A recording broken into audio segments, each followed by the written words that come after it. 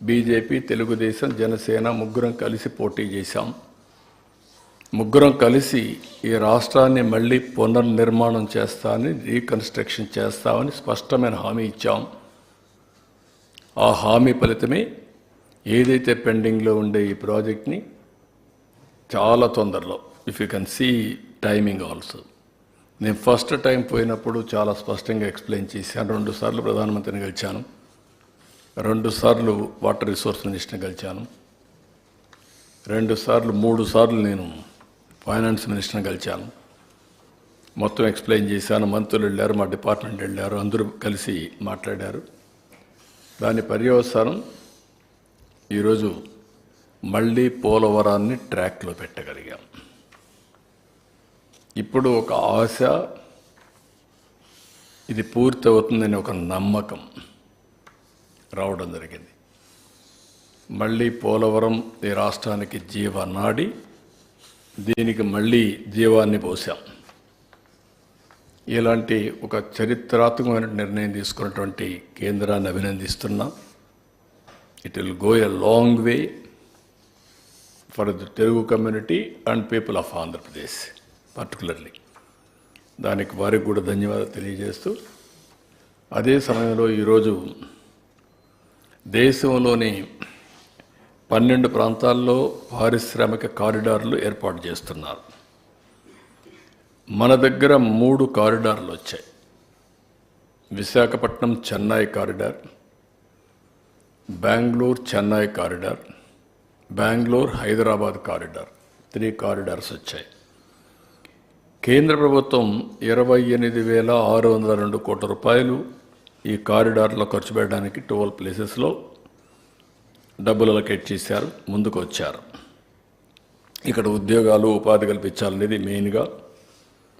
అదే మరి ఎలక్ట్రిక్ వాహనాలు కానీ, లేకపోతే హార్డ్వేర్, ఎలక్ట్రానిక్స్ ఇవన్నీ చేయడం కోసం ముందుకు వచ్చారు. మళ్ళీ ఇక్కడ 2 కారిడార్లు, 3 కారిడార్లు మనకు వస్తున్నాయి. ఒకటి కడపలో కొప్పర్తి, ఇది 2,596 ఎకరాల్లో కొప్పర్తి పారిశ్రామిక హబ్ వస్తుంది. దీనికి 2,137 కోట్ల రూపాయలు మనం ఖర్చు పెడుతున్నాం. 54,000 మందికి ఎంప్లాయ్మెంట్ వస్తుంది. రెండోది కర్నూలు జిల్లా ఓర్వకల్, ఇది 2,620 ఎకరాల్లో ఓర్వకల్ పారిశ్రామిక హబ్. దీని మీద 2,786 కోట్ల రూపాయలు ఇన్ఫ్రాస్ట్రక్చర్, మౌలిక సదుపాయాలకు ఖర్చు పెడుతున్నాం. దీంట్లో 12,000 కోట్ల రూపాయలు మినిమం పెట్టుబడులు వస్తాయి. 45,000 మందికి ఉద్యోగాలు వస్తాయి. అదే మరికి ఇప్పటికే కృష్ణపట్నం, అక్కడ కూడా ఒక నోడ్కి, హబ్కి అనుమతి ఇచ్చారు. 18,000 కోట్లు మనం ఖర్చు పెడతాం. అది కూడా అక్కడే కృష్ణపట్నం పోర్ట్ ఉంది, దాని కూడా ఇంపాక్ట్ ఉంటుంది. నక్కపల్లి ఇంకొక పక్కన ఫార్మా హబ్ వస్తుంది, అది కూడా టెండర్లు పిలుస్తున్నాం.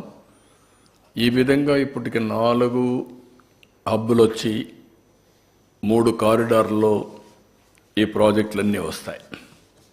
ఇది ఒక చరిత్ర. ఇప్పుడిప్పుడు మళ్ళీ డెవలప్మెంట్ కానీ, ఇక్కడ ఇన్స్టిట్యూషన్స్ కానీ, ప్రాజెక్ట్స్ కానీ ముందుకు పోయే పరిస్థితి వచ్చింది. దీనికి కూడా నేను కేంద్రాన్ని మనస్ఫూర్తిగా అభినందిస్తున్నాం. ఈ కేంద్రం దగ్గర ఇప్పుడు అనౌన్స్ చేసిన 2, ఇంతకుముందు అనౌన్స్ చేసిన 2 ఉన్నాయి, 4 ఉన్నాయి. దానికి కూడా మనస్ఫూర్తిగా అభినందిస్తున్నాం. ఇవన్నీ పూర్తి చేసుకుంటే ఇక్కడ ఎంప్లాయ్మెంట్, ఇంకా ఎకానమీ కొంత సెట్ అయ్యేదానికి అవకాశం ఉంటుంది. ఇలాంటివన్నీ ఉంటే అన్నీ సర్వనాశనం చేసి ఇంకా మళ్ళా ఏదో ఒకటి నేను చేస్తున్నా, ఇదంతా మా ఘనత అని మాట్లాడే దౌర్భాగ్య స్థితికి వచ్చారు వీళ్ళు. వేరే దేశంలో అయితే ఇలాంటి వాళ్ళని ఏం చేస్తారో నాకు తెలియదు, కానీ మన దేశం కాబట్టి జరిగిపోతూ ఉంది.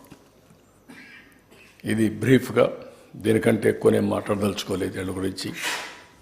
So this is a historic day for the state of Andhra Pradesh. Good day, good beginning. Phase 2 ఆటోమేటిక్గా అప్రూవల్ వచ్చేస్తుంది.